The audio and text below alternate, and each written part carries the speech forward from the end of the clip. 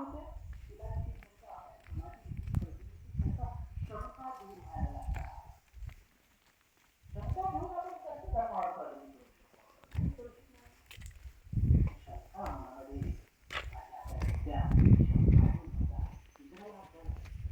चौथा लाभ, जी मिथ्या दृष्टी होती धर्मामध्ये,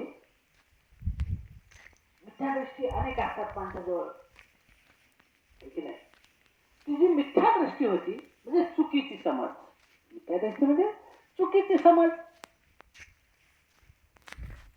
काहीतरी चुकीचा दृष्टिकोन करून ठेवला आपण, हे असंच असायला पाहिजे, असंच असते धर्मामध्ये, कुठेतरी ऐकलं बस तसंच त्याला पक्क धरून ठेवलं. ते चुकीचे दृष्टिकोन जे असतात ते चुकीचे दृष्टिकोन दूर होतात बुद्धीच्या पातळीवर.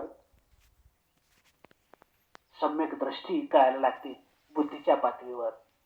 आणि पाचवी गोष्ट, पाचवा लाभ काय होतो, मनामध्ये प्रीती जागते, प्रमोद जागतो, मैत्री जागते. हे 5 लाभ करून घ्यायचे ना आपल्याला श्रवण करताना. धर्माचे श्रवण करताना हे 5 लाभ म्हणजे होतात की नाही. चित्ताला प्रमोदित करून मी ऐकत आहे की नाही, खुश होऊन ऐकत आहे की नाही, मी किती छान व्हायलंय, किती मंगल व्हायलंय, किती भलं व्हायलंय,